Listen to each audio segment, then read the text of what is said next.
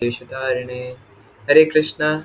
तो आज हमें पढ़ना है Shrimad Bhagavad Gita chapter number 8 verse number 14। तो वर्ष दोहराएंगे। अनन्यचेतः सतत अनन्यचेतः सततं यो मां स्मरति नित्यशः तस्याहं सुलभः पार्थ नित्ययुक्तस्य योगिनः। अनन्यचेतः सततं यो मां स्मरति नित्यशः तस्याहं सुलभः पार्थ नित्ययुक्तस्य योगिनः। अनुवाद। हे अर्जुन, जो अनन्य भाव से निरंतर मेरा स्मरण करता है उसके लिए मैं सुलभ हूँ, क्योंकि वह मेरी भक्ति में प्रवृत्त रहता है। तात्पर्य। इस श्लोक में उन निष्काम भक्तों द्वारा प्राप्तव्य अंतिम गंतव्य का वर्णन है जो भक्ति योग के द्वारा भगवान की सेवा करते हैं। पिछले श्लोकों में 4 प्रकार के भक्तों का वर्णन हुआ है: आर्त, जिज्ञासु, अर्थार्थी तथा ज्ञानी। मुक्ति की विभिन्न विधियों का भी वर्णन हुआ है: कर्म योग, ज्ञान योग तथा हठ योग। इन योग पद्धतियों का वर्णन है जिसमें ज्ञान, कर्म या हठ मिश्रण हो नहीं होता, जैसा कि अनन्य चेता शब्द से सूचित होता है। भक्ति योग में भक्त कृष्ण के अतिरिक्त और कोई इच्छा नहीं करता। शुद्ध भक्त न तो स्वर्गलोक जाना चाहता है, न ब्रह्म ज्योति से तदात्मा या मोक्ष या भव बंधन से मुक्ति ही चाहता है। शुद्ध भक्त किसी भी वस्तु की इच्छा नहीं रखता। चैतन्य चरितामृत में शुद्ध भक्त को निष्काम कहा गया है। उसे ही पूर्ण शांति का लाभ होता है, उन्हें नहीं जो स्वार्थ में लगे रहते हैं। एक ओर जहाँ ज्ञान योगी, कर्म योगी या हठ योगी का अपना अपना स्वार्थ रहता है, वहीं पूर्ण भक्त में भगवान को प्रसन्न करने के अतिरिक्त अन्य कोई इच्छा नहीं होती। अतः भगवान कहते हैं कि जो एक निष्ठ भाव से उनकी भक्ति में लगा रहता है उसे वे सरलता से प्राप्त हो जाते हैं। शुद्ध भक्त सदैव कृष्ण के विभिन्न रूपों में से किसी एक की भक्ति में लगा रहता है। कृष्ण के अनेक स्वांश तथा अवतार है, यथा राम तथा नृसिंह, जिनमें भक्त किसी एक रूप को चुनकर उनकी प्रेमा भक्ति में मन को स्थिर कर सकता है। ऐसे भक्त को उन अनेक समस्याओं का सामना नहीं करना पड़ता जो अन्य योग के अभ्यासकर्ताओं को झेलनी पड़ती है। भक्ति योग अत्यंत सरल, शुद्ध तथा सुगम है। इसका शुभारंभ हरे कृष्ण जप से किया जा सकता है। भगवान सबों पर कृपालु है, किंतु जैसा कि पहले कहा जा चुका है, जो अनन्य भाव से उनकी सेवा करते हैं वे उनके ऊपर विशेष कृपालु रहते हैं। भगवान ऐसे भक्तों की सहायता अनेक प्रकार से करते हैं, जैसा कि वेदों में कहा गया है, ये में वैशवेनुते तेन लभ्यस्तेष आत्म विवृणुते तनुम स्वाम। जिसने पूरी तरह से भगवान की शरण ले ली है और जो उनकी भक्ति में लगा हुआ है, वही भगवान को यथा रूप में समझ सकता है। तथा गीता में भी कहा गया है, ददामी बुद्धि योगम तम। ऐसे भक्त को भगवान पर्याप्त बुद्धि प्रदान करते हैं जिससे वह उन्हें भगवत धाम में प्राप्त कर सके। शुद्ध भक्त का सबसे बड़ा गुण यह है कि वह देश अथवा काल का विचार किए बिना अनन्य भाव से कृष्ण का ही चिंतन करता रहता है। उसको इस किसी तरह का व्यवधान नहीं होना चाहिए। उसे कहीं भी और किसी भी समय अपना सेवा कार्य करते रहने में समर्थ होना चाहिए। कुछ लोगों का कहना है कि भक्तों को वृंदावन जैसे पवित्र स्थानों में या किसी पवित्र नगर में जहाँ भगवान रह चुके हैं रहना चाहिए। क्या है ना, कि कुछ भक्तों का मानना है कि उन्हें वृंदावन या जहाँ भगवान रह चुके हैं ऐसे पवित्र स्थानों में रहना चाहिए, किंतु शुद्ध भक्त कहीं भी रहकर अपनी भक्ति से वृंदावन जैसा वातावरण उत्पन्न कर सकता है। एंड जो ये तात्पर्य बता रहे हैं इसके एग्जाम्पल वही है ना, शिला प्रभुपाद जहाँ कहीं भी जाते थे वहाँ वृंदावन मायापुर अपने आप प्रकट हो जाता था, मानो वृंदावन मायापुर उनके पीछे पीछे जा रहा हो। श्री अद्वैत ने चैतन्य महाप्रभु से कहा था, आप जहाँ कहीं भी है हे प्रभु, वहीं वृंदावन है, जैसा कि सततम तथा नित्यशः शब्द से सूचित होता है। शुद्ध भक्त निरंतर कृष्ण का ही स्मरण करता है और उन्हीं का ध्यान करता है। ये शुद्ध भक्त के गुण हैं जिनके लिए भगवान सहज सुलभ हैं। गीता समस्त योग पद्धतियों में से भक्ति योग की ही संस्तुति करती है। सामान्यतया भक्ति योगी 5 प्रकार से भक्ति में लगे रहते हैं: शांत भक्त जो उदासीन रहकर भक्ति में युक्त होते हैं, दास्य भक्त जो दास के रूप में भक्ति में युक्त होते हैं, सख्य भक्त जो सखा के रूप में भक्ति में युक्त होते हैं, वात्सल्य जो माता पिता की भांति भक्ति में युक्त होते हैं, तथा माधुर्य भक्त जो परमेश्वर के साथ दाम्पत्य प्रेमी की भांति भक्ति में युक्त होते हैं। शुद्ध भक्त इनमें से किसी में भी परमेश्वर की प्रेमा भक्ति में युक्त होता है और उन्हें कभी नहीं भूल पाता, जिससे भगवान उसे सरलता से प्राप्त हो जाते हैं। जिस प्रकार शुद्ध भक्त क्षण भर के लिए भी भगवान को नहीं भूलता, उसी प्रकार भगवान भी अपने शुद्ध भक्त को क्षण भर के लिए भी नहीं भूलते। हरे कृष्ण कृष्ण कृष्ण हरे हरे, हरे राम राम राम हरे हरे। इस महामंत्र के कीर्तन की कृष्ण भावना भावित विधि का यही सबसे बड़ा आशीर्वाद है। श्रील प्रभुपाद की जय। तो इस श्लोक का तात्पर्य श्रील प्रभुपाद ने काफी लंबा लिखा है, लेकिन काफी ज्यादा इम्पोर्टेंट और काफी प्यारा तात्पर्य है, सभी दूसरे तात्पर्यों की तरह। तो जैसा मैं पहले भी कह रहा था कि पेशेंस रखिए, अभी भगवान भक्ति की सीधा सीधा बात करने वाले हैं, अभी घुमा फिरा के बोल रहे हैं, लेकिन अभी सीधा सीधा भक्ति के बारे में बोलेंगे, उसके बाद सभी संशय क्लियर हो जाएंगे। तो भगवान ने स्टार्ट करा था कि अनन्यास चिंतयन्तो माम ये अंतकाले च मामेव स्मरण मुक्तवा कलेवरम। अंतकाल में जो केवल मेरा स्मरण करता है वो निश्चित रूप से मुझे प्राप्त करेगा। तो शुरुआत भी भगवान ने यहीं से करी थी, लेकिन अब सबको डाइजेस्ट नहीं होगा, तो भगवान ने धीरे धीरे अष्टांग योग की विधि बताई और बताया कि किस प्रकार से practice makes a man perfect, और धीरे धीरे प्रयास करते करते हमें भगवान का स्मरण करना चाहिए। और फिर अष्टांग योग की विधि बताया कि कैसे कैसे वो लोग करते हैं। अब भगवान क्या बोल रहे, अनन्य चेतः सततम यो माम स्मरति नित्यशः। तो एक एक शब्द पर ध्यान दीजिएगा। अनन्य चेतः मतलब अविचलित मन से। अनन्यास चिंतयन्तो माम में भी अनन्य शब्द आता है ना। कई बार हम कथाओं में सुनते हैं कि भगवान के एक अनन्य भक्त थे, तो अनन्य का यही मतलब है कि वो एकमात्र उनका फोकस सिर्फ भगवान पर था, और कहीं पर उनका फोकस नहीं रहता कि भगवान के अलावा कोई और भी ले लेते हैं मन में। ना ना ना, ऐसा नहीं।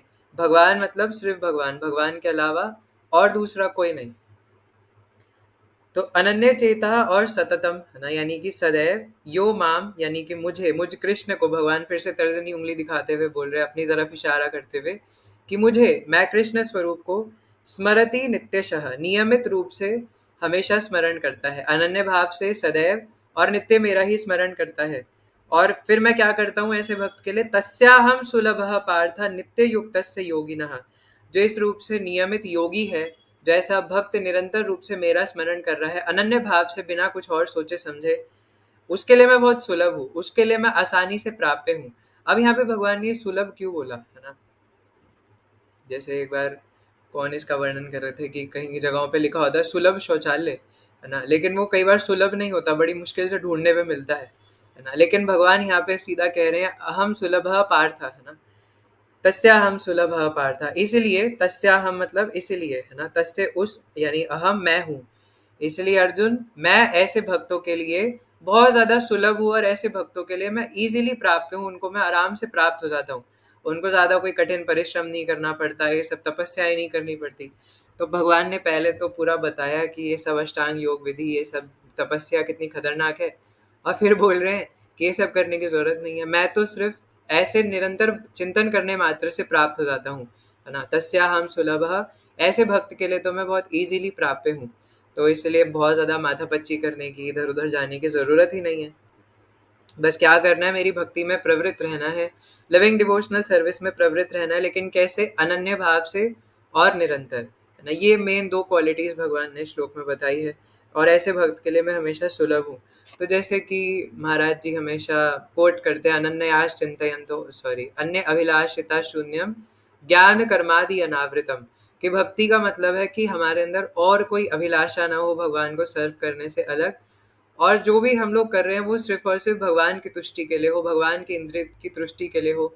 और इसके अलावा जो भी चीज़ें हम लोग ज्ञान के लिए, कर्म के लिए, ज्ञान कर्मादि अनावृतम, ज्ञान कर्म और इसके अलावा भी जो कुछ भी है वो फिर मिश्रित भक्ति कहलाती है ना। वो फिर मिक्स हो जाता है भक्ति के साथ, कि हमने भक्ति के साथ कर्म को मिक्स कर दिया, खिचड़ी बना दी उसकी, या फिर भक्ति के साथ हमने ज्ञान को मिक्स कर दिया, बहुत ज़्यादा ज्ञान अर्जित करने के लिए ललायत है।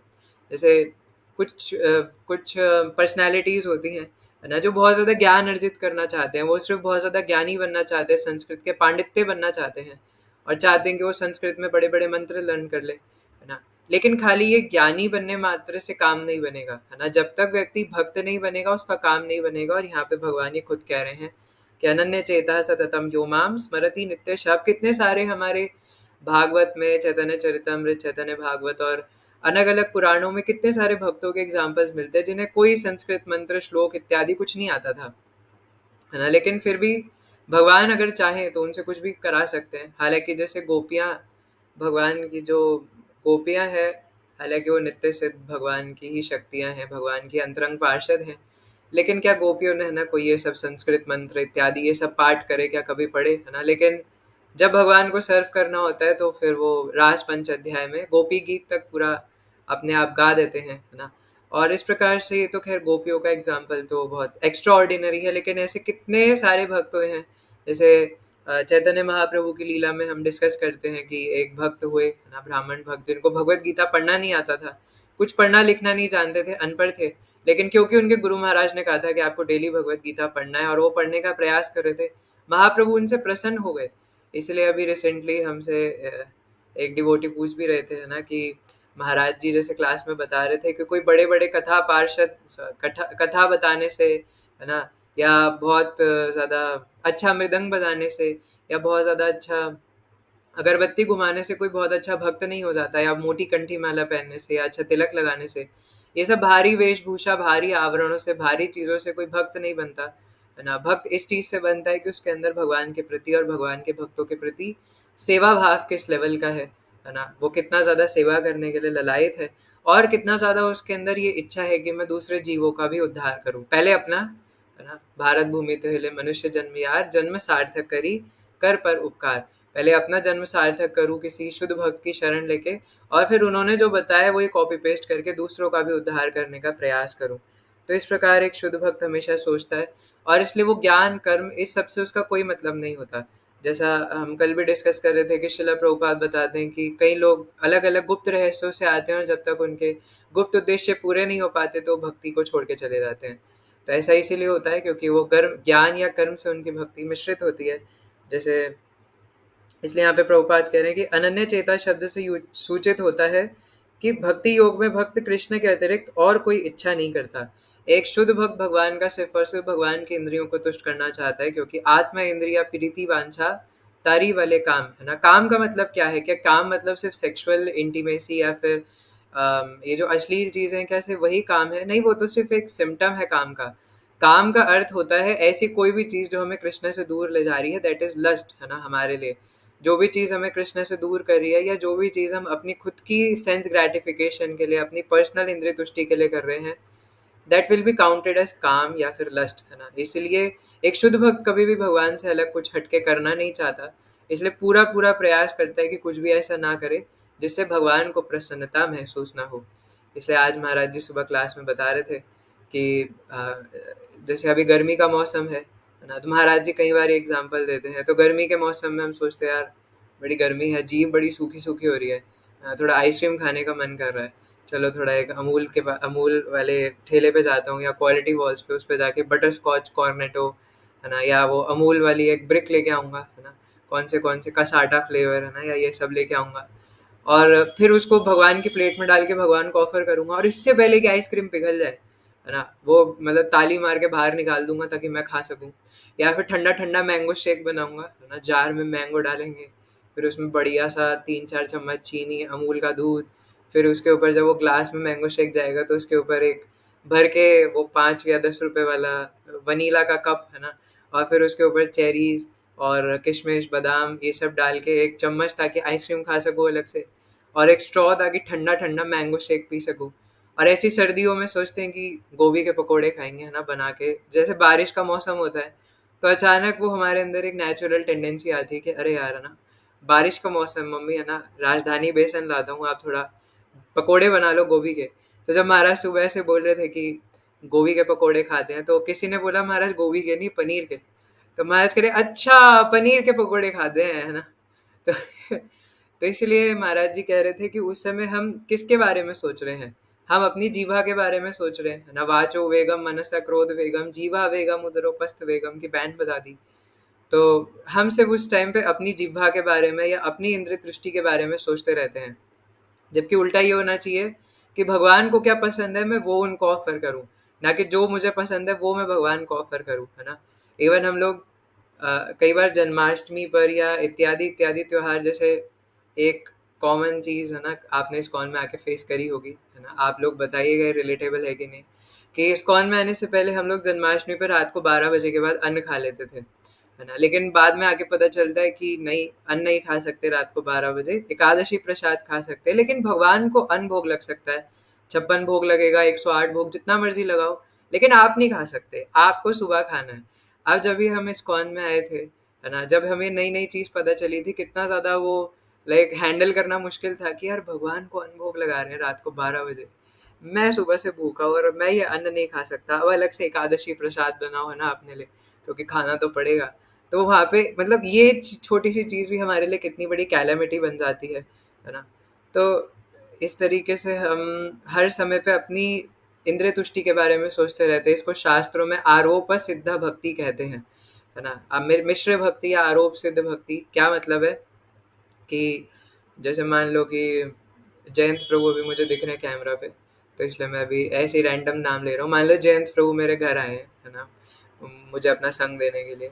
और क्या हुआ कि मेरे घर में ना मेरा कुछ सामान पड़ा था, मान लो एयरपॉड्स पड़े थे, है ना। और जयंत प्रभु के जाने के बाद मुझे अपने एयरपॉड्स नहीं दिख रहे, है ना। और हो सकता है कि वो कोई ऐसे इधर उधर मैंने उधर उधर रख दिए हो, लेकिन मुझे मिल ना रहे हो, और अब मैं जयंत प्रभु को बोलूँ, है ना, आपको गीता क्लास में सबको आके बताऊँ कि मेरे एयरपॉड्स रखे थे और जयंत प्रभु आए थे, तो ना पक्का उन्होंने चुराए होंगे, और तो कोई मेरे घर में आया नहीं, पक्का ये जयंत प्रभु का काम है ना। तो जयंत प्रभु की शक्ल से भी लग रहा है वो हंस रहे हैं, है ना, पक्का उन्होंने एयरपॉड्स की चोरी करी है। लेकिन उन्होंने नहीं करी, तो इसको क्या बोलेंगे कि मैं उनके ऊपर आरोप लगा रहा हूँ ना, उन्होंने करा नहीं है, बट मैं उनके ऊपर आरोप लगा रहा हूँ कि उन्होंने करा है। तो आरोप सिद्ध भक्ति का अर्थ होता है कि हम भक्ति कर नहीं रहे, हम ढकोसलेबाजी कर रहे हैं, है ना, हम बाहर से ड्रामेबाजी कर रहे हैं, लेकिन बाहर से हम नाम दे रहे हैं कि हम भक्ति कर रहे हैं।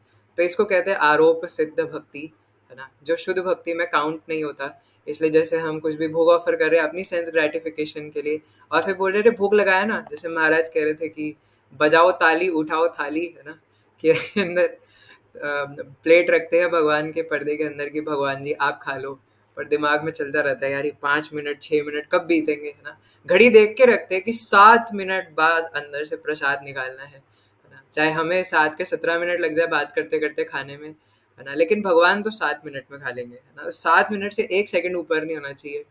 तो जैसे ही 7 मिनट होंगे तब तब तब, है ना, पर्दा हटाया और निकाला। तो जो भी है मतलब मोटा मोटा ये है कि हम सिर्फ अपनी इंद्र तुष्टि के बारे में इन इन जगहों पे सोचते रहते हैं, है ना, कई बार। और ये नहीं सोचते जैसे जिनके पास डेटीज भी हैं, है ना, तो विग्रह सेवा में भी भगवान का ध्यान बच्चे की तरह रखना होता है, एक छोटे बच्चे की तरह। तो उसमें भी ध्यान रखना होता है कि हमें गर्मी लगने से पहले कहीं उन्हें गर्मी तो नहीं लग रही, है ना, कहीं हमें सर्दी लगने से पहले उन्हें सर्दी तो नहीं लग रही, है ना। सर्दियों में खुद जैकेट ब्लैंकेट न जाने क्या क्या पहन के बैठे हैं, और उन्हें सिर्फ एक पतला सा शॉल उड़ा रखा है ना, और उनको बेचारों को ठंड लगे जा रही है। तो ये तो खैर डेटी वर्शिप की बात है, लेकिन हर समय पर एक शुद्ध भक्त सिर्फ और सिर्फ भगवान की तुष्टि के बारे में सोचता है कि इससे भगवान की इंद्रियां तुष्ट हो, है ना। अपने बारे में वो एक क्षण भी नहीं सोचता। जैसे अभी मेरे एक मित्र हैं, है ना, तो वो बता रहे थे कि भक्ति हिज होलीनेस, आई गेस भक्ति धीर स्वामी महाराज या कोई महाराज जी, है ना, मोस्ट प्रोबेबली भक्ति धीर स्वामी महाराज उनके मंदिर में आए थे, है ना। तो वो बता रहे थे कि उनके लिए जो रूम अलॉट किया गया था, तो महाराज अपने साथ अपने डेटीज लेके आए थे।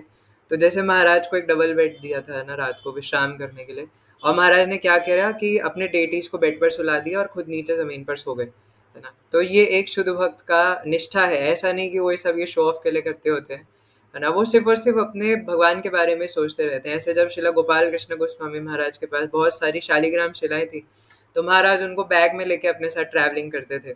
तो शिष्य लोग बोलते थे कि महाराज आपकी हेल्थ ठीक नहीं है, आपको ये बहुत भारी लगेगा, है ना, आप प्लीज ये सब मत लेके घूमिए, इतनी सारी शालिग्राम शिलाएं। तो महाराज कहते थे मैं इन्हें थोड़ी ना लेके घूम रहा हूँ, ये मुझे लेकर घूम रहे हैं, इन्होंने मुझे उठा रखा है, मैंने थोड़ी ना इन्हें उठा रखा है। तो एक शुद्ध भक्त इस प्रकार से सोचते हैं। ऐसे ही जब शिला गोपाल कृष्ण गोस्वामी महाराज नित्य लीला में प्रविष्ट करने से पिछले दिन, है ना, महाराज जब सुबह बाथरूम में गिर गए थे, तो उनकी पूरी जो पसलियों की हड्डी थी वो लंग्स के अंदर घुस गई थी, है ना, यहाँ पूरी उनकी हड्डियाँ पूरी टूट के चूर चूर हो गई थी। और महाराज की उम्र इतनी ज़्यादा थी कि उन्होंने चलने को भी मना करते थे डॉक्टर्स, है ना। और बाथरूम में गिरने के बाद आप सोचिए कितना पेन हुआ होगा कि उनकी जो यहाँ की मतलब कितना डेलिकेट एरिया होता है ये, वो भी इतने लाइक फिजिकली ओल्ड, मतलब अगर हम हालांकि जो शुद्ध भक्त होते हैं उनका शरीर स्पिरिचुअल होता है, लेकिन अगर हम एक नॉर्मल दृष्टिकोण से देखें तो कितना पेन होता है, इतना डेलिकेट एरिया होता है यहाँ पे, इतना सेंसिटिव एरिया होता है। और बाथरूम में गिरने के बाद भी महाराज जी खड़े हुए, वस्त्र पहने, और एक एक करके अपनी शालिग्राम शिलाओं को नहलाने लग गए, स्नान कराने लगे, और फिर एक एक करके अपने विग्रहों को आ, आ, पोशाक पहनाई, और फिर उनके बाद उनको भोग ऑफर किया, और किसी को तब तक नहीं बताया कि उनको ऐसा कुछ हुआ है। महाराज ने ये तक नहीं बताया कि वो गिर गए हैं, जब तक उनकी विग्रह सेवा नहीं कंप्लीट हो गई। और विग्रह सेवा में महाराज को समय लगता था, ऐसा नहीं कि वो 2-3 मिनट का खेल है ना। महाराज really takes a very very long time in completing दो सर्विसेज। तो मतलब मेरे जैसे मूर्ख के लिए तो ये सचमुच में सोचना भी इम्पॉसिबल है ना। अभी जिस दिन सीता नवमी थी उस दिन का मेरा एक्सपीरियंस है ना। तो मैंने बहुत कुछ सोचा था कि कल मैं उठूंगा, मंगला आरती करूंगा, है ना, और भगवान का श्रृंगार करूंगा, और भगवान को फूल ऑफर करूंगा। और मेरी ऐसी हालत हो गई कि भगवान ने मुझे फूल बना दिया, है ना, मेरा अहंकार तोड़ के। मंगला आरती भी मैंने अपनी मम्मी से करवाई, है ना। मैं बेड पे बैठ के धीरे धीरे करताल बनाने की कोशिश कर रहा था, just due to a small stomach pain, है ना, and a little bit of fever. और उसके बाद जब श्रृंगार की बारी आई तो पहले तो मैं सोचता रहा कि मैं करूं कि नहीं करूं, करूं कि नहीं करूं। फिर 3-4 घंटे मैं बैठा रहा सोच के करूं कि नहीं करूं, है ना। और थोड़ा रेस्ट करा, थोड़ा और सो गया सुबह। फिर जैसे तैसे करके उठ के सोचा चलो करते हैं, है ना। अब थोड़ा सही लग रहा है, फिर करने खड़ा हुआ तो फिर स्टमक पेन की वजह से फिर बैठ गया, है ना। तो मैं सोचता हूँ कि मतलब अ, सच में जो भगवान के शुद्ध भक्त होते हैं वो देहात्म बुद्धि से ऊपर होते हैं, है ना। आप और मैं, खासकर मैं तो बिल्कुल, है ना, इस चीज़ को फॉलो नहीं कर सकता, इवन सोच भी नहीं सकता, है ना। या थोड़ा सा जुकाम हो जाए ना और नाक बहने लग जाए पानी की तरह, है ना, सोच भी नहीं सकते। ऐसे ही मैंने बताया था कि हमारे दिल्ली मंदिर में जीता मित्र प्रभु जी 40 साल से एक मंगला आरती नहीं मिस करी, है ना। घुटने की सर्जरी है, हॉस्पिटल से रोज रात को 2 बजे निकल के 4 बजे मंगला आरती में आ रहे हैं, मिस नहीं कर रहे एक दिन भी मंगला आरती, है ना। और ब्रह्मचारी इसका ऐसा रहता है मंदिर में कि वो मंगला आरती से पहले उनको पहुंचना होता है ना, टेम्पल हॉल में, लाइक 1 घंटा पहले, ऐसा मुझे एक मित्र बता रहे थे। तो फिर जीता मित्र प्रभु जी तो कितने सीनियर है ना, आप सोचिए कि उनका क्या लेवल है। तो ये भगवान के जो शुद्ध भक्त होते हैं वो उस देहात्म बुद्धि से ऊपर चले जाते हैं। वो अपने बारे में, अपनी बॉडी के बारे में नहीं सोचते। अब देखिए, इसका ये मतलब नहीं है कि आपके आसपास जो भक्त है और वो बीमार हैं तो आप उनको बोले कि तुम शरीर थोड़ी ना हो, तुम आत्मा हो, है ना। क्या यार, तुम भी इतने छोटी छोटी बातों पर रिएक्ट कर रहे हो। हमें समझना है कि सब भक्तों का अलग अलग अधिकार है ना। कनिष्ठ अधिकारी, मध्यम अधिकारी और उत्तम अधिकारी। और ये सब कोई जबरदस्ती नहीं कर सकता अपने साथ, है ना, कि ज़बरदस्ती वो इस प्रकार से निष्ठावान बनने की कोशिश करे। ये ऑटोमेटिकली स्पॉन्टेनियस होता है। स्पॉन्टेनियस को हिंदी में क्या, रागानुगा ही कहते हैं, है ना। स्पॉन्टेनियस लविंग डिवोशनल सर्विस है ये, कि वो ऑटोमेटिकली होती है। जैसे अ, आपकी मम्मी आपको प्यार कर रही हैं, है ना, तो आपको ज़बरदस्ती अपने अंदर से वो अब निकालना नहीं पड़ेगा ग्रैटिट्यूड के फॉर्म में कि आपको मम्मी को वापस से कुछ, है ना, करना है, या मम्मी को प्रेम देना है, कुछ करना है। वो स्पॉन्टेनियस से ऑटोमेटिकली आता है। या और थोड़ा, है ना, अच्छा एग्जाम्पल लेते हैं, है ना। आपके आगे रसमलाई रखी है किसी ने, है ना, वो भी एकादशी की फास्टिंग के बाद द्वादशी वाले दिन सुबह सुबह आपके सामने किसी ने रसमलाई रख दी, और वो दिखने में बड़ी टेस्टी फ्रेश लग रही है और एकदम रसीली, है ना। आप रुकोगे नहीं, है ना। आपसे कोई पूछेगा प्रभु रसमलाई खाओगे, है ना, मैं तो होऊंगा तो बोलूंगा कि आप दे रहे हो तो दे दो, मैं क्यों मना करूंगा, है ना। और फिर वो सीधा हाथ से सीधा मुंह में जाएगी, है ना। तो ये स्पॉन्टेनियस है कि आपको उसको जबरदस्ती करना नहीं पड़ रहा कि हाँ जबरदस्ती, हाँ ठीक है आप दे रहे हो तो ले लेते हैं, क्या ही जा रहा है ना। अब आप इतनी जबरदस्ती कर रहे हो तो शायद कोई बाहर से बोल भी दे, बट अंदर से उसे पता है वो स्पॉन्टेनियस है, वो बस मुंह में पानी आ जाएगा वो देखते ही रसमलाई को, है ना, कि बस इसको मैं खा लूँ किसी तरीके से। तो वो राग उसके प्रति ऑटोमेटिक है ना, कि ऑटोमेटिक हमारा हाथ जाएगा, हमारी जीभ लपलपा जाएगी, है ना, आंखों के अंदर एक अलग प्रकार की, है ना, हमारी चौंध बढ़ जाएगी उस रसमलाई को देख के। तो इसी प्रकार भगवान के जो शुद्ध भक्त होते हैं वो ऑटोमेटिकली भगवान से इतना ज़्यादा प्रेम करते हैं कि वो सिर्फ भगवान के लिए ही सब कुछ करते हैं, अपने बारे में कुछ नहीं सोचते, है ना। और इस चक्कर में वो फिर भगवान और भगवान के भक्तों की सेवा में इतने ज़्यादा डूब जाते हैं कि अपनी हेल्थ तक का अपने कुछ ध्यान नहीं रखते। अब हम जैसे परम पूज्यपाद शिला भक्ति आश्रय वैष्णव स्वामी महाराज जी को ही अगर देखें तो महाराज को इतना सर्वाइकल पेन है ना। और कितनी सारी चीज़ें हैं जो कि हमें पता भी नहीं चलती हैं, है ना। महाराज की डेली डे टू डे, पहली बात तो उनका ट्रैवल शेड्यूल ही इतना हेक्टिक है कि उसको देख के ही, है ना, मेरी तो सिट्टी बिट्टी गुल हो जाती है। मतलब मैं अभी 2 दिन वृंदावन रह के आया, है ना। तो वो भी दीक्षा प्रोग्राम के लिए। उसमें मेरे को तो कोई ट्रैवलिंग था नहीं, ना मेरी कोई बहुत बड़ी हेक्टिक सेवा थी, है ना। हम तो बस इधर उधर घूम रहे थे, थोड़ा बहुत भगवान के दर्शन के लिए जा रहे थे, और दीक्षा प्रोग्राम है ना लेना था। तो उसके बाद जब मैं वापस आया है ना, तो मेरे को अगले दिन दिन में 3 घंटे तो नैप लेना पड़ा, है ना। वरना मेरा सर ऐसे फट रहा था, पूरी बॉडी ऐसे टूट रही थी कि बस बिखर के गिर जाऊंगा मैं। तो मैं सोचता हूँ कि मैं हाँ, 1 दिन में 2 दिन में इतनी हालत खराब हो जाती है। एंड महाराज इज लाइक, मतलब 1 तारीख को दिल्ली में है, 2 तारीख को शिमला में है, 3 तारीख को राजस्थान में है, 4 तारीख को राजस्थान के दूसरे डिस्ट्रिक्ट में है। और उसमें भी ये नहीं कि रेस्ट ले रहे हैं। सुबह जैसे मान लो राजस्थान में ही एक बार महाराज का शेड्यूल था, है ना। कि महाराज का शेड्यूल मैं एक्चुअल बताता हूँ, है ना, क्योंकि मैंने तो थोड़ा बहुत महाराज के साथ इधर उधर पूछ बन के घूमते हुए देखा है कि सुबह महाराज जैसे मान लो दिल्ली मंदिर में क्लास दे रहे हैं, है ना। उसकी क्लास लेने के तुरंत बाद महाराज ब्रेकफास्ट प्रसाद लेंगे, और प्रसाद लेते लेते भी रुकते नहीं है ना। साइड में डिवोटीज आते हैं और महाराज डिवोटीज से मिल रहे होते हैं, है ना। मुझे गूज बम्स हो रहे हैं बताते हुए। और महाराज वो प्रसाद खाते खाते भी डिवोटीज को रेसिप्रोकेट कर रहे होते हैं और उनको क्वेश्चंस का आंसर कर रहे होते हैं। और प्रसाद खाती महाराज बोलते हैं कि गाड़ी निकालो, है ना, अब हमें उनके हाउस प्रोग्राम में जाना है। वहाँ महाराज हाउस प्रोग्राम में पहुँचते हैं, वहाँ पे भी शांति नहीं मिलती, है ना। वहाँ पे भी फिर लेक्चर देना है, फिर डिवोटीज के आंसर्स करने हैं, फिर वहाँ पर लंच प्रसाद लेना है। आपको लगेगा यार ये तो बढ़िया है, सुबह यहाँ प्रसाद, दिन में वहाँ प्रसाद, बट ऐसा नहीं है। आप सोच के देखो कितना हेक्टिक हो जाता है ना। कि मतलब वो टेंशन कितनी रहती है दिमाग में, कि मतलब महाराज को नहीं रहती, महाराज नित्य शुद्ध लेवल पर है।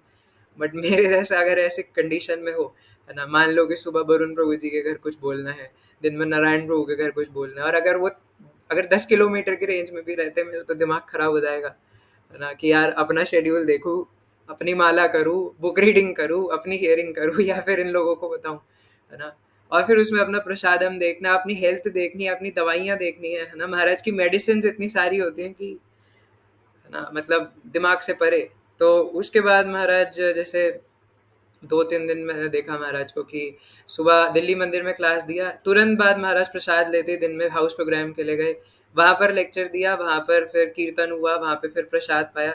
उसके बाद फिर एक नया मंदिर इनॉग्रेट हो रहा था इस्कॉन का, फिर महाराज वहाँ पर गए देखने के लिए वहाँ पे क्या चल रहा है। उसके तुरंत बाद दोबारा मंदिर में वापस आए। और मंदिर में आने के बाद भी, है ना, मैं थोड़ा मूर्ख हूँ, मैं महाराज के पास गया, ने कहा महाराज मुझे कुछ पूछना है आपसे, है ना। और उसमें भी मैं देख रहा हूँ कि बहुत सारे डिवोटीज मतलब आए जा रहे हैं, मिले जा रहे हैं महाराज से। महाराज बुक रीडिंग कर रहे हैं बैठ के, क्योंकि अगले दिन रुक्मिणी हरण की कथा करनी है ना। और ऐसा नहीं कि महाराज मतलब कोई डिवोटी कहते हैं ना महाराज आप तो सब जानते हैं, तो महाराज ह्यूमिलिटी में कहते हैं कि नहीं मैं कुछ नहीं जानता, मुझे 3-3 4-4 घंटे रीडिंग करके प्रैक्टिस करना पड़ता है जो मुझे बताना है अगले दिन। ये महाराज हमें इंस्पायर करने के लिए करते हैं, है ना, कि ताकि हम सिर्फ प्रचार पर ही ध्यान ना दें, बल्कि प्रीचिंग इज एसेंस, है ना। तो हम अपनी साधना पर भी ध्यान दें कि जो अपने अंदर होगा वही तो बता पाएंगे, है ना। जब जैसे मेरे अंदर कुछ है नहीं तो मैं कुछ बता नहीं पाता, है ना। लेकिन महाराज के पास है, इसलिए महाराज जब कथा करने बैठते तो महाराज को पता नहीं चलता कब 3-3 4-4 घंटे बीत गए। वो तो मैनेजमेंट इशू की वजह से महाराज को रुकना पड़ता है, क्योंकि समय की एक सीमा होती है ना। नहीं तो महाराज रुके ही ना, है ना। महाराज तो घंटों घंटों घंटों घंटों लगातार कृष्ण कथा, है ना, लगातार कर सकते हैं। और इवन जब महाराज ट्रैवलिंग भी कर रहे होते हैं ना गाड़ी में, तब भी रेस्ट नहीं लेते, है ना। मतलब महाराज यहाँ पे सर्वाइकल प्लेन वाली बेल्ट लगी हुई है, और उसमें भी महाराज फोन पे बात करते करते, है ना, हाँ प्रभु जी, है ना, अच्छा वहाँ पे आके कथा करनी, हाँ ठीक है ना। मतलब मैं तो देख के पागल हो जाता हूँ, है ना, कि मतलब ऐसे शेड्यूल की पानी पीने तक का समय ना मिले, और उसमें महाराज के चेहरे पर आपको एक इतनी सी शिकन नहीं दिखेगी, है ना।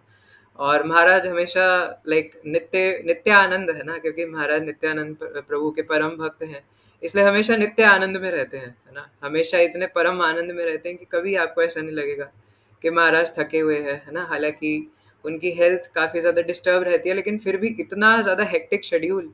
तो ये भगवान के शुद्ध भक्तों की क्वालिटीज़ हैं कि वो सिर्फ और सिर्फ भगवान की सेवा में इतने तत्पर रहते हैं, इतने तत्पर रहते हैं कि उन्हें ये नहीं याद रहता दिन कहाँ जा रहा है, रात कहाँ जा रही है ना, कुछ नहीं याद रहता। कई बार महाराज जी इस प्रकार से कहते हैं अच्छा आज मंगलवार है क्या, है ना, जबकि महाराज को पता है, सब पता है ना। बट महाराज वो अपनी सेवा में इतने ज़्यादा नियोजित हैं, इतने ज़्यादा लगे हुए हैं कि कुछ याद ही नहीं रहता। तो यहाँ पे तात्पर्य में जिन शुद्ध भक्तों की बात हो रही है ना, तो ऐसे प्रत्यक्ष एग्जाम्पल हम महाराज को देख सकते हैं ना। मतलब अभी तो मतलब जब से महाराज गुरु की पोजीशन संभाल रहे हैं, पहले भी ट्रैवलिंग शेड्यूल बहुत हेक्टिक था, लेकिन अब तो बहुत ज़्यादा हो गया है ना। राजस्थान में जब अभी महाराज कुछ महीने पहले थे, तो राजस्थान में ऐसा था कि सुबह महाराज बीकानेर में क्लास दे रहे हैं, दिन में कोटा में, फिर अगली सुबह कहीं और चित्तौड़गढ़ में क्लास दे रहे हैं, फिर दिन में उदयपुर में दे रहे हैं, फिर कहीं और हाउस प्रोग्राम के लिए जा रहे हैं, फिर अगले दिन दिल्ली मंदिर में आ रहे हैं, फिर उसके अगले दिन दुबई जा रहे हैं, है ना। मतलब 1 सेकंड का रेस्ट नहीं, 1 मिनट का रेस्ट नहीं, है ना। एक-एक क्षण महाराज जी सेवा में लगे हुए हैं। और आपको मैं बता रहा हूँ, है ना, जैसे मतलब थोड़ा बहुत अगर मैं अपने एक्सपीरियंस से बोलूँ तो जैसे आप लोग है ना कुछ 10-15 भक्त हैं, है ना, तो आप लोग व्हाट्सएप पे मुझे कभी कभी कुछ कुछ मैसेजेस भेज देते हैं, तो उसमें भी मतलब कई बार ऐसा लगता है कि यार अपना साधना करूँ, पढ़ाई करूँ, इनको आंसर करूँ, है ना। और मैं सोचता हूँ कि महाराज हम जैसे को कैसे टॉलरेट कर रहे हैं, क्योंकि वहाँ पे 10-15 का हिसाब नहीं, वहाँ पे 10-15 हज़ार से ज़्यादा भक्त है ना, जहाँ पे ऑफलाइन भी झेलना है, ऑनलाइन भी झेलना है, और उसमें 1 मिनट की फ्रस्ट्रेशन नहीं हो रही महाराज जी को, है ना। मतलब इतना ज़्यादा खतरनाक मैनेजमेंट, और उसके बाद हर किसी भक्त को जोड़ करके रखना, एक बूढ़े व्यक्ति से लेके एक बच्चा, एक 5 साल के बच्चे से लेके 50 साल का बूढ़ा व्यक्ति, है ना, सबसे महाराज मतलब ऐसे उनके साथ रहते हैं कि मतलब महाराज उनको सर्व कर रहे होते हैं, और उनको ऐसा लगता है कि यार महाराज तो हमसे ही सबसे ज़्यादा प्रेम करते हैं, है ना। So this is literally very very extraordinary, है ना। मतलब समझ के परे है ये कि how is it possible, but भगवान के नित्य सिद्ध जो पार्षद होते हैं, नित्य सिद्ध भगवान के जो भक्त होते हैं, उनके लिए कुछ इम्पॉसिबल नहीं है ना। They can do everything and anything for Krishna's pleasure. इसलिए वो एक एक क्षण, एक एक समय जो कुछ करते हो भगवान की प्रसन्नता के लिए करते हैं। अब हमारी भौतिक बुद्धि की वजह से, दोष दृष्टि की वजह से कभी कभार हमें उनके अंदर दोष दिख सकते हैं, इसलिए हमें उनके ज़्यादा दूर और ज़्यादा पास दोनों ही जाने की ज़रूरत नहीं करनी चाहिए, है ना। लेकिन भगवान ऐसे भक्तों को सरलता से प्राप्त हो जाते हैं। अब यहाँ पे सवाल उठता है कि हम तो, हमारे अंदर तो ऐसी निष्ठा नहीं है ना, हम तो महाराज की 0.00 dot dot dot dot dot 1% भी बराबर ही नहीं कर सकते। इसलिए इसके लिए श्रील राधानाथ स्वामी महाराज कहते हैं कि we don't want to become a pure devotee, but we want to serve pure devotee, है ना। इसीलिए तो हम दास अनुदास अनुदास अनुदास अनुदास, है ना, कहते हैं, है ना, लेकिन सिर्फ कहते हैं, मुख्य बोले एटलीस्ट मैं तो इसीलिए जो दास अनुदास हम कह रहे हैं, तो अगर हम ऐसे भक्त नहीं बन सकते तो ऐसे भक्तों को हम सर्व कर सकते हैं। और श्रील नरोत्तम दास ठाकुर महाशय, श्रील भक्ति विनोद ठाकुर तो अपने भजनों में हमें यही बताते हैं कि मेरे अंदर ना कर्म बल है, ना ज्ञान बल है, ना भक्ति का बल है, कुछ भी नहीं है, लेकिन अगर मैं किसी के भरोसे हूँ तो वो आपकी कृपा के भरोसे हूँ। लेकिन कृपा कैसे मिलती है, तो आज मैं एक टाइटल पढ़ रहा था, किन्हीं भक्त ने लिखा हुआ था कि सिंसैरिटी अट्रैक्ट्स दी मर्सी, है ना। जब हम भक्ति में बहुत ज़्यादा सिंसियर होते हैं तो वो ऑटोमेटिकली कृपा को हमारी तरफ अट्रैक्ट करती है, एक मैग्नेट की तरह, है ना। हम बोलते हैं हमारे ऊपर कृपा नहीं हो रही, है ना, मेरे को ब्लेसिंग्स नहीं मिल रही, है ना, लेकिन अगर हम सेवा करेंगे तो वो कृपा ऑटोमेटिकली हमारी तरफ आएगी। अगर हम एक सिंसियर साधक बनेंगे, अपनी साधना में सिंसियर रहेंगे, मॉर्निंग प्रोग्राम में सिंसियर रहेंगे, तो ऑटोमेटिकली हमारे ऊपर मर्सी आएगी, है ना। और इसके लिए मॉर्निंग प्रोग्राम में सिंसियर होना बहुत इंपॉर्टेंट है। महाराज जी हमेशा कहते हैं, है ना, कि हमें मॉर्निंग प्रोग्राम सिंसियरली फॉलो करने का प्रयास करना चाहिए। मंगला आरती, 16 माला का जप और हियरिंग, है ना, खासकर हियरिंग और चैंटिंग, 16 माला का जप, सुबह जल्दी उठना और श्रवण करना, ये 3 मुख्य चीज़ें तो मॉर्निंग प्रोग्राम में होनी ही होनी चाहिए हर एक डिवोटी को, है ना, ब्रह्म मुहूर्त में उठने से लेके और श्रवण तक। तो इस प्रकार अतः भगवान कहते हैं कि जो एकनिष्ठ भाव से उनकी भक्ति में लगा रहता है उसे वे सरलता से प्राप्त होते हैं। एकनिष्ठ, ऐसा नहीं कि भगवान के अलावा कोई और भी मन में ला रहे हैं, किसी व्यक्ति या वस्तु को, इधर इधर को, है ना। तो हमें, अगर हम उस स्तर पे नहीं हैं, है ना, ऑब्वियसली, लेकिन हमें ये पता होना चाहिए, तभी हम उस स्तर पे पहुंच पाएंगे। इसलिए भगवान दूसरे अध्याय में भी कहते हैं बहु शाखा है अनंतश्च एकः कुरुनंदन, है ना, कि हमारी जो बुद्धि है वो अनेक शाखाओं में विभाजित हो रखी है। कभी इधर जा रही है, कभी उधर जा रही है, कभी सोच रहे हैं एग्जाम में कितने नंबर आएंगे, कभी सोच रहे हैं अच्छी लड़की मिलेगी कि नहीं शादी के लिए, कभी सोच रहे हैं शादी करूं कि नहीं करूं, कभी सोचे क्या होगा, पेरेंट्स क्या करेंगे आगे जाके मेरा, है ना, भक्ति कैसे करूंगा आगे जाके, ये हो जाएगा वो हो जाएगा, है ना। निर्जला फास्टिंग का ब्रेक किस चीज़ से करना है, पारण किस चीज़ से करना है ना। और इंस्टाग्राम पे रील्स चला रहे, उसमें मतलब एक खाली इंस्टाग्राम पे अलग अलग शाखाओं में विभाजित हो रखी है बुद्धि। कभी अच्छी रील्स आ रही हैं सामने, कभी ऐसी रील्स आ रही हैं जो सैडनेस को ट्रिगर कर रही हैं, कभी कुछ ट्रिगर हो रहा है, कभी कुछ ट्रिगर हो रहा है।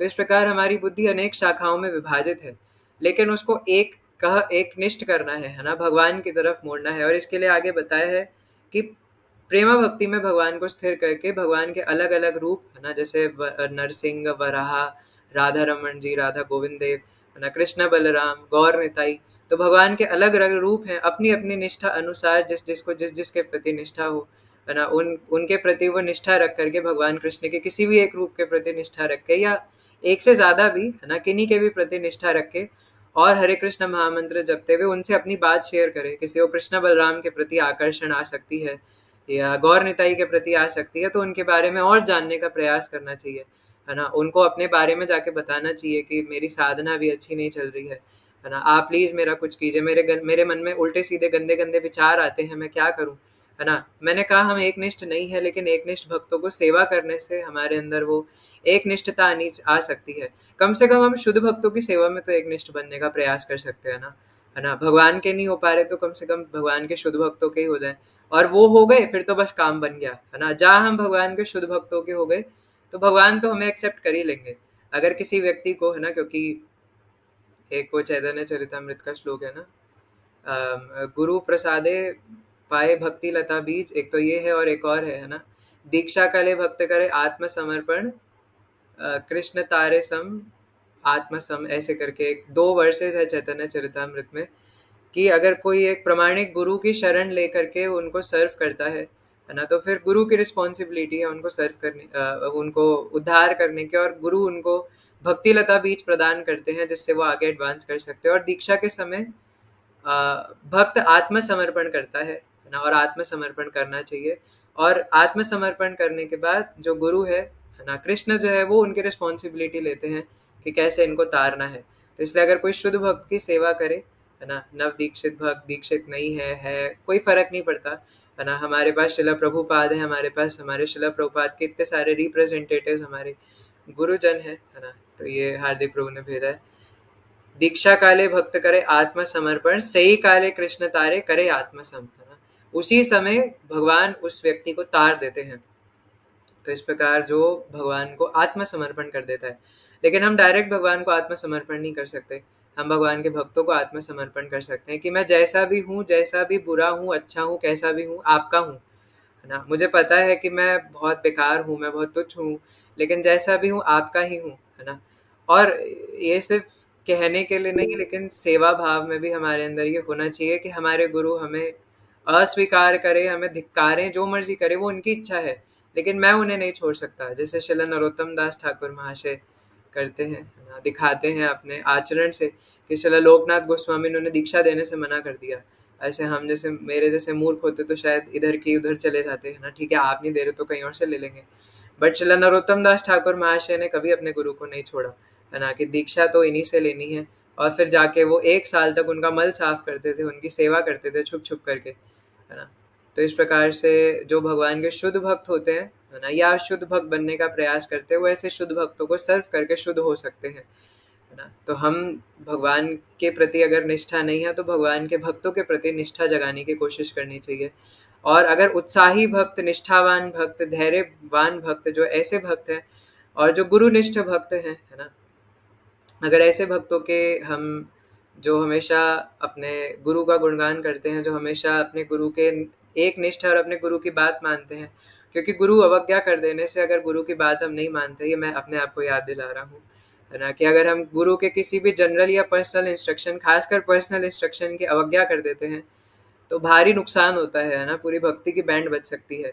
इसलिए गुरु किसी को पर्सनल इंस्ट्रक्शन देने से भी मतलब नहीं देते आजकल जल्दी से, है ना। पर्सनल इंस्ट्रक्शन बड़ी सोच समझ के दिया जाता है कि देना है कि नहीं देना, क्योंकि उन्हें पता है कि अगर इसने नहीं पालन किया तो अवज्ञा करने से उसी का नुकसान हो जाएगा, है ना। तो गुरु भी नहीं चाहते कि शिष्य का नुकसान हो जाए, इस वजह से वो पर्सनल इंस्ट्रक्शन भी सोच समझ के देते हैं कि देना चाहिए कि नहीं, ये पालन कर पाएगा कि नहीं, है ना। तो और फिर देते हैं तो एम्पावर भी करते हैं, इसलिए जो इंस्ट्रक्शन दे दिया फिर हमें उसको पालन करने के लिए लगे रहना चाहिए, है ना। जैसे मैं तो हमेशा बताता हूँ, वैसे ये मैंने अम, महाराज के ग्लोरिफिकेशन के लिए स्क्रिप्ट बना रखा था एक, है ना। पर जैसा कि आप सब जानते हैं, है ना, कि महाराज जी ने एक बार हम कुछ भक्तों को कोटा में, आप लोगों को भी कहा है, अब आप पता नहीं कितना फॉलो कर रहे हैं, लेकिन महाराज ने मतलब पहले आपसे पहले दूसरे हमारे बैच को कहा था कि आप सबको 7 मित्रों को लेकर के आना है। और मैंने 7 मित्रों को समझा कि 7 लोगों को भगवत गीता पढ़ा के, उन्हें 16 माला का जप करा के उन्हें वृंदावन लाना है ना। तो महाराज ने कुछ अमाउंट दिया था कि इतने भक्तों को लाना है, और उससे ज़्यादा जब लग रहा कि रजिस्ट्रेशन हो गए, तो हालाँकि मेरा कोई ऐसा इंटेंशन नहीं था कि मतलब मुझे महाराज को जाके ये सब दिखाना है। पर वो मतलब एक इमैच्योरिटी में मेरे मन में आ रहा था कि मतलब भई अब कुछ सेवा करा है तो जाके रिपोर्ट तो करना चाहिए। तो मैं रिपोर्ट करने तो इसीलिए गया था कि मेरे मन में अहंकार ना आए, पर मुझे पता ही नहीं चला कि मैं अनइंटेंशनली क्या बोल रहा हूँ। तो मैं एक बार गया महाराज के पास, मैंने कहा, "महाराज आपने इतना बोला था, आपकी कृपा से शायद इतने आ जाएँगे।" महाराज ने कहा, "ओह रियली?" तो पहली बार तो महाराज ने गारलैंड बनाया, है ना? फिर दूसरी बार गया, फिर बोला, मैंने कहा, "महाराज आपकी कृपा से आपने इतने बोला था, इतने आ रहे हैं और इतने साधना कार्ड भेज रहे हैं।" तो फिर महाराज ने कुछ नहीं बोला, है ना? फिर तीसरी बार ये वाला पॉइंट मैंने नहीं छेड़ा, है ना? मैं कुछ और पूछ रहा था एंड महाराज वाज़ लाइक, है ना, आजकल पता नहीं क्यों सबको ऑनलाइन आचार्य बनने की पड़ी हुई है। तो मैं समझ गया, है ना, कि महाराज मतलब कुछ और बात में मेरे को टारगेट कर रहे हैं, है ना? सो मतलब मुझे मुझे डाँट टारगेट करना मतलब कि मुझे समझा रहे हैं कि मैं गलती कर रहा हूँ, और मेरे को अचानक से वो क्लिक हुआ कि मैं जाने-अनजाने में जो कर रहा हूँ, मैं बार-बार जाके बता रहा हूँ कि मैंने ये करा, मैंने ये करा, मैंने ये करा, और फिर मैं खुद क्लास में बोलता हूँ, है ना, कि हमें नमक के समान बनना चाहिए, है ना? रील में बताता हूँ, ज़िंदगी में अगर कुछ बनना है तो नमक के समान बनना है ना? तो लेकिन यहाँ पे खुद ही मैं लाल मिर्च बन के, तीखा-तीखा बन के, है ना, जा-जा के बता रहा हूँ कि ये किया, है ना? उसके बाद फिर जब वृंदावन गया तो फिर बता रहा हूँ, महाराज अब तो पक्का है महाराज 10 डिवोटीज़ आने वाले हैं, है ना? अब तो महाराज कन्फर्म रजिस्ट्रेशन हो गए हैं। अब बस कल आने ही वाले 3 तो आ ही चुके हैं, है ना? तो उसके बाद महाराज ने कहा अच्छा, है ना? उसके बाद कुछ नहीं बोला। तो इस प्रकार जो भगवान के शुद्ध भक्त लेकिन इससे बिल्कुल अलग होते हैं, है ना? वो हर समय, हर क्षण सिर्फ़ और सिर्फ़ अपने गुरु को, अपने भगवान को सर्व करने के बारे में सोचते हैं, और कभी नहीं चाहते कि उनसे कोई गुरु अवज्ञा हो, है ना? तो अगर हम ऐसे भक्तों को सर्व करें, अगर ऐसे गुरुजनों को, ऐसे भक्तों को सर्व करें जो निष्ठावान सिर्फ़ और सिर्फ़ भगवान की सेवा में लगे हुए हैं, जैसे मैं तो बताता हूँ कि हिज ग्रेस अमोघ लीला प्रभु जी भी इसके बहुत बड़े एग्जाम्पल हैं, और भी कई सारे डिवोटीज हैं, है ना, हिज ग्रेस मोहन रूपा प्रभु जी, है ना, एंड दिल्ली मंदिर में, और मेरे, है ना, हमेशा ऑल टाइम शिक्षा गुरु हिज ग्रेस अमरेंद्र प्रभु जी, है ना। तो ये सारे वो सारे भक्त हैं जो कि पूरे पूरे तरीके से अपने गुरु सेवा में लगे हुए हैं। उन्हें बिल्कुल कुछ फर्क नहीं पड़ता कि उन्हें कोई फेम मिले, उन्हें कोई नाम प्रतिष्ठा मिले, वो सिर्फ़ और सिर्फ़ भगवान की सेवा करना चाहते हैं, और हर समय यही सोचते हैं कि किसी तरीके से भगवान की इंद्री तुष्ट हो जाए, है ना? और हमेशा सिर्फ़ भगवान के बारे में सोचते हैं। अगर हमारे मन में ये भी आ जाए ना, यार मैंने भगवान के लिए इतनी अच्छी गारलैंड बनाई है और वो भगवान ने पहनी हुई है, यार ये लोग पूछ ही नहीं रहे गारलैंड किसने बनाई है, तो उसमें भगवान की इंद्रिय तुष्टि की हमारी है ना? कि यार लोग पूछें कि किसने बनाई है, तो उनको पता चले कि ये अनुभव नामक, सॉरी, अनंत निताई दास नामक, है ना, एक लाइक एक मूर्ख व्यक्ति ने बनाई है ना, ये गारलैंड। हालाँकि मैं सिर्फ़ एक एग्ज़ाम्पल दे रहा हूँ, ना मुझे बनानी आती है, ना मैंने कभी भगवान को पहनाई है, बट ऐसे कई सारी चीज़ें हो सकती है ना? कि अम, मैंने कोई सेवा करी थी और अभी किसी को पता ही नहीं लगा यार मैंने वो सेवा करी थी, कम से कम पता तो होना चाहिए। मुझे एप्रिशिएट तो करना चाहिए कि मैंने ये सेवा करी। यार ये लोग तो एप्रिशिएट ही नहीं करते, है ना? जैसे मैं आपको बता रहा था कि एक बार प्रभु जी ऐसा कह रहे थे कि उन्होंने एक डिवोटी को बॉटल्स भरने के लिए बोला, और जाके कहते, प्रभु जी आपने मुझे एप्रिशिएट नहीं करा, मैंने इतनी सारी बॉटल्स भरी थी, है ना? तो देखिए अगर एप्रिशिएट कोई कर देना तो हम चने के झाड़ पर चढ़ जाएँगे, है ना? इसीलिए अच्छा ही है कि हमें कोई एप्रिशिएट ना करे, है ना? लेकिन वो हमारे मन में इच्छा रहती है ना? वो बहुत सटल इच्छा है कि मुझे कोई एप्रिशिएट करे। बाहर से दिखाएँगे कि नहीं मुझे तो नहीं चाहिए, है ना? मुझे तो नहीं चाहिए, पर अंदर से मुझे तो चाहिए, है ना? कोई तो आके मेरे को बोले ना कि आपने सेवा करा, तो मतलब कहने का अर्थ है कि मोटा-मोटा अपनी इंद्रिय तुष्टि के विषय में सोचते हैं। लेकिन ऐसे भगवान के शुद्ध भक्तों के स क्योंकि देखिए थ्योरी वगैरह हम लोग पढ़ लेंगे, है ना? सुन लेंगे, अच्छा है सुनना भी चाहिए, लेकिन साथ में भक्तों की कथाएँ पढ़नी चाहिए, सुननी चाहिए, उनसे इंस्पायर होना चाहिए, श्रील प्रभुपाद की कथाओं के बारे में सुनना चाहिए, है ना? क्योंकि जब हम ऐसे भक्तों को सुनते हैं तो हमें पता चलता है कि वो असली में इस बात का प्राइम एग्ज़ाम्पल है कि बिना किसी अहंकार के पूरे ह्यूमिलिटी के साथ वो सिर्फ़ और सिर्फ़ वैष्णव सेवा में लगे हुए हैं, है ना? तो उनको देख कर के हमें वो इंस्पिरेशन मिलेगा कि हमें भी प्योर भक्त बनना है, हमें भी इम्प्रूवमेंट करनी है ना? हमें भी कुछ ना कुछ करने का प्रयास करना है, और मैं इस बात को, है ना, अपने थोड़े बहुत लिटिल एक्सपीरियंस के साथ, है ना, गारंटी से ये चीज़ कह सकता हूँ कि अगर आप किसी शुद्ध भक्त की संगति में हो, है ना, और उनका झूठन ले रहे हो, और उनकी चरण पद धूली ले रहे हो और उनकी बात मान रहे हो, आपको निश्चित एडवांसमेंट दिखेगी, है ना। लेकिन आपको प्योर तरीके से उनकी बात माननी पड़ेगी, बिना किसी किंतु परंतु तू तू मैं के, है ना।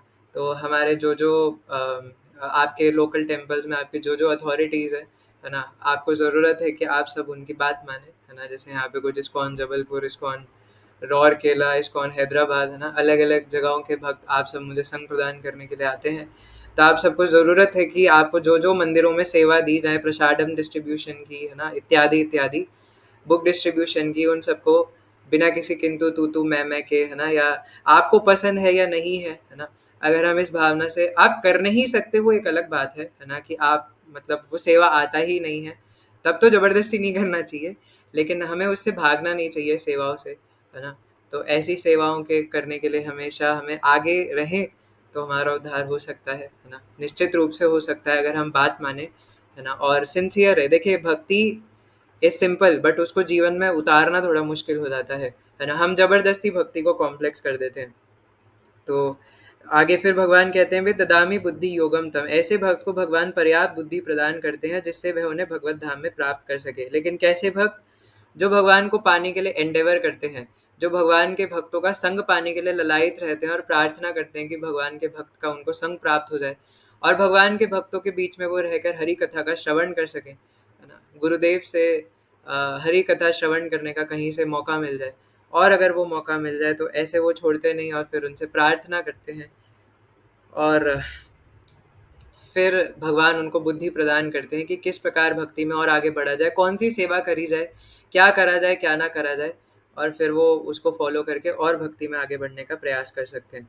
तो शुद्ध भक्त का सबसे बड़ा गुण यह है कि वे देश अथवा काल का विचार किए बिना अनन्य भाव से कृष्ण की सेवा करता है। वो देश काल का विचार नहीं करता, मैं कहाँ पर हूँ, कहाँ नहीं हूँ, बड़ी बिल्डिंग में हूँ, छोटी बिल्डिंग में हूँ, कुटिया में हूँ, कहाँ हूँ, कोई फर्क नहीं पड़ता उसको, है ना। वो सिर्फ और सिर्फ भगवान की, और देश और काल, है ना, समय कौन सा उसको ये भी मतलब नहीं है, वो कहीं पर भी भक्ति कर सकता है। इसलिए प्रभुपाद ने यहाँ पे बोला है कि कुछ डिवोटी सोचते हैं कि सिर्फ वृंदावन में ही भक्ति हो सकती है ना, या वृंदावन मायापुर शिफ्ट हो जाऊंगा, थोड़ी पढ़ाई कर लूँ, थोड़ा जॉब कर लूँ, एक अच्छा खासा पैसा जमा कर लूँ, फिर मैं भी एक प्लॉट लूंगा मथुरा वृंदावन में, इस्कॉन वृंदावन के प्रेम मंदिर के आसपास, है ना, फिर रोज सुबह उठ के अपनी स्कूटी उठा के मंगला आरती में जाया करूंगा, है ना, और फिर तभी तो होगी मेरी भक्ति, है ना, 24 घंटे कीर्तन मंडली को सामने से देख करके, है ना। और उसके अलावा मेरी भक्ति थोड़ी ना हो सकती है ना। हाँ ठीक है, हो सकता है कि उससे हमारी भक्ति, है ना, हेल्पफुल हो सकता है, लेकिन ऐसा नहीं है कि कोई बाहर रह करके, है ना, या इस प्रकार से भक्ति नहीं कर सकता।